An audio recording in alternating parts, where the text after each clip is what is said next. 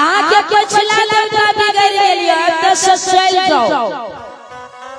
धर्मराज बाबा के पीरी उखाड़ ले गागा खाद खनहर में फेंक दे आ सोखा से भूनाथ के सिर पर भी गालबे करबे सोखा के पूजा जाय हाथ कोनो धोखा सुंदर बन ज्योति बाबा कर के हो गए के घोड़ा देखे में तो बड़ी छोट छोट लागे छो लेकिन बड़ी नमहर बात कर रहलो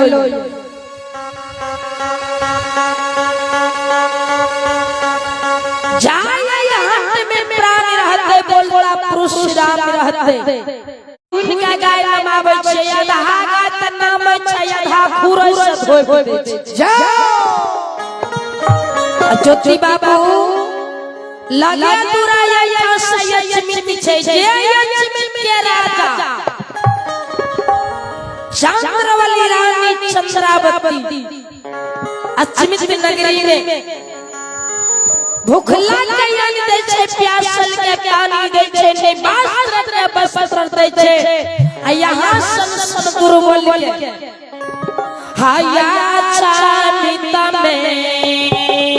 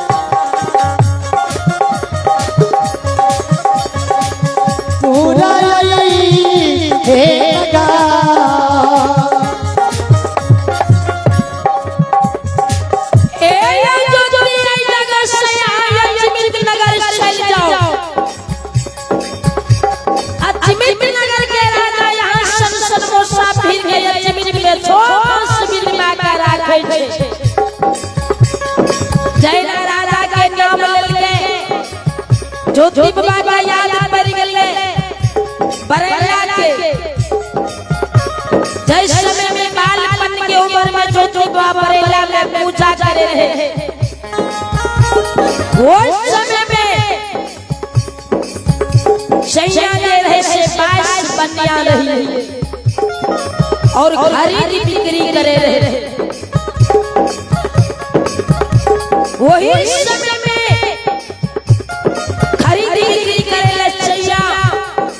बरेला के बाबा सजाए है वही समय में जो बा बरेला में पूजा करके पहला पान उठा के राजा चैया का दिल दे है जे जो चैया या ससुर दलिली नष्ट हो तो जो दिव्या का याद कर ले आवाज लगावे में कोई लीला हमरे सेवक के नाम ले छे चैया राजा हमर सेवक छे चाल चैया के द्वार में चल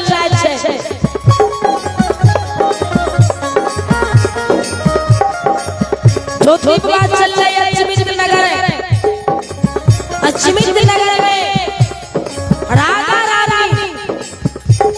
नित दिन गुरु बाबा सुल्तान लगावे रहे क्या अचमित में गुरु के 5 कोठा महल है हाथी हसाला घोड़ा घरसाल कहिया गोला में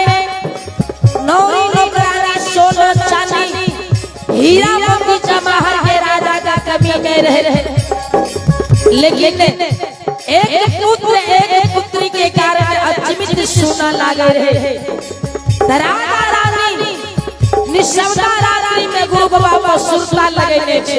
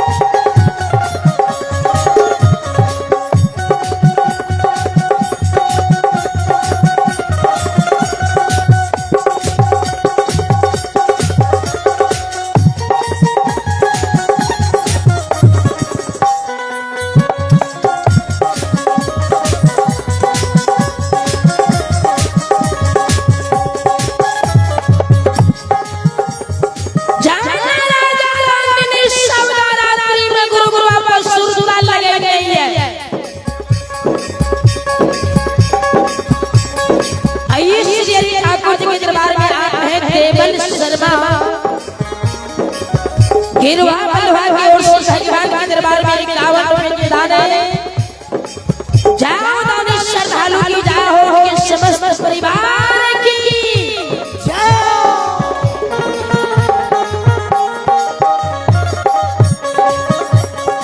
जाना राजा रानी अचमित नगरी पर गुरु बाबा सुरता लगेंगे छे। आय गुरु वै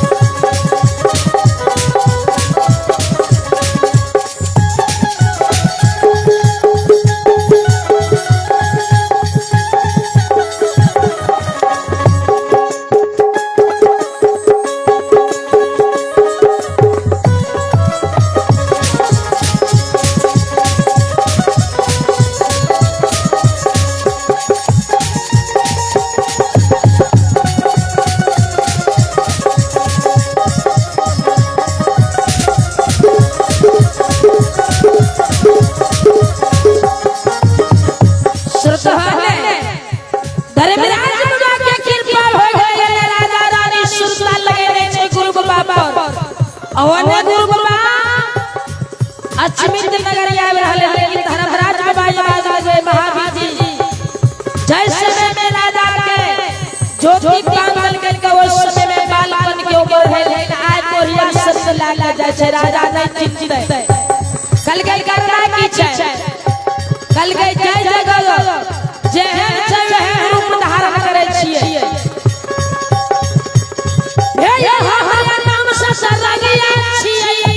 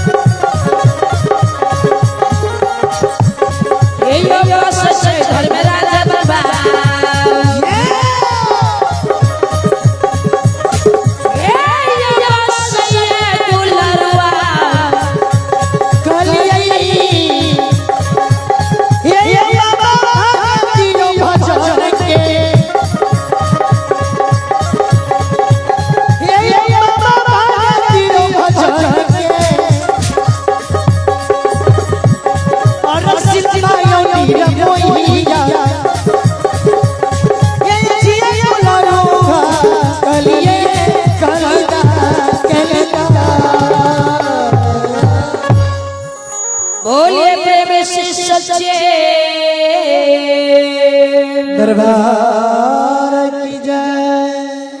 श्रुतवान धर्मराज भाई